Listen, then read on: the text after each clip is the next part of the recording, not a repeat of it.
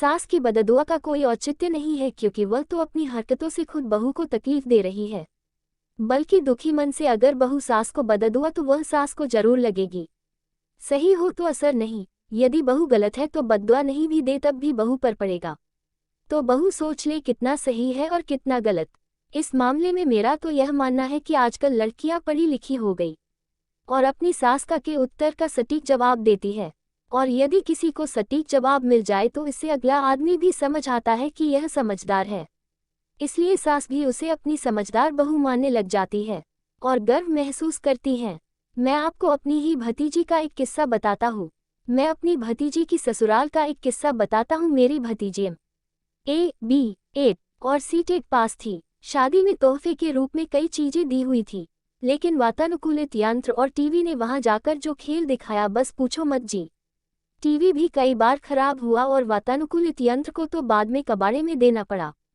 अब इस बात का ताना मेरी भतीजी को उसकी सास ने कई बार दिया।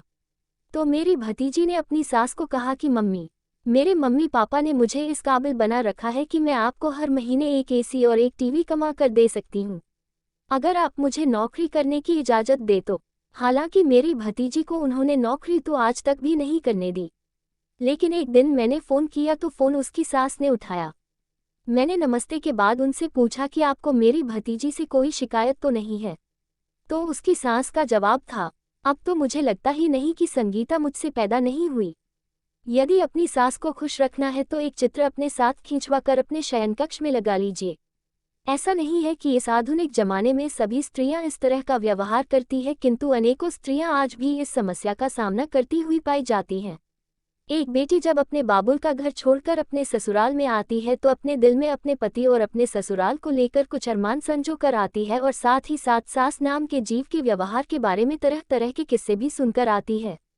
उधर एक माँ जो अपने बेटे की पत्नी की सास बनने जा रही होती है, अपने बेटे और अपनी बहू से कुछ उम्मीदें अपने दिल में संजोए हुए होती है और अपने आसपास के परिवारों में बहुओं के व्यवहार को देख देख कर अपनी आने वाली बहू के द्वारा भविष्य में किए जाने वाले व्यवहार के प्रति आशंकित होती है।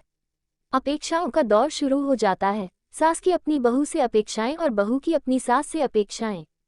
क्लेश और जलन तब शुरू होते हैं जब नई नई सास बनी स्त्री को अपने बेटे का अपनी बहू के प्रति आकर्षण और समर्पण इतना खटकने लगता है कि उसे लगता है कि बेटा तो गया उसके हाथ से। ऐसे में सास हर वो प्रयास करने लगती है जिससे उसके बेटे के ऊपर जो उसका वर्चस्व है बना रहे।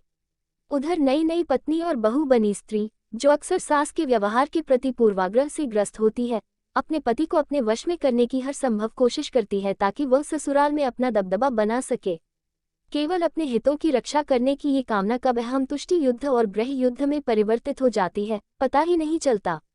वक्त बीतता चला जाता है और सौभाग्य से कल तक बहू रही स्त्री का बहू से सास बनने का समय आ जाता है। समय तो बदल गया, पर क्या बहू से सास बनने के सफर पर निकली स्त्री बदली? क्या सालों से बहू बनकर सास के व्यवहार को झेलती स्त्री सास बनते समय भुला पाएगी वो सारे दंश जो उसने सहे हैं? क्या वो कर पाएगी स्वयं को इतना परिवर्तित कि अपनी होने वाली बहू के साथ सहज जीवन बिता पाए? क्या उसकी होने वाली बहू भी अपने दिल में उसके लिए यानी उसके सास रूप के लिए वैसे ही पूर्वाग्रहों से ग्रस्त होगी जैसे कि वह बहू बनते समय थी?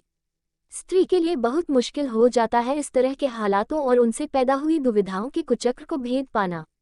शायद हर बहू चाहती है कि वह अपनी सास के घर बेटी बनकर रहे, और शायद हर सास चाहती है कि वह अपनी बहू की माँ बनकर रहे, किंतु जब उनके मानसिक भय और अहंकार आपस में टकराते हैं तो सारे सिद्धांत, सारी मन की सादगी अहंकार की सूली पर शहीद हो जाते हैं और बचती है हृदय में जलन जो खुद उन्हें ही जलाती रहती है।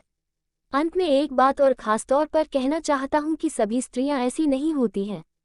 धन्य है वो स्त्रियाँ जो बहू और सास दोनों रूप में अपने हृदय में जलन के स्थान पर प्रेम को अपना घर बनाने देती हैं।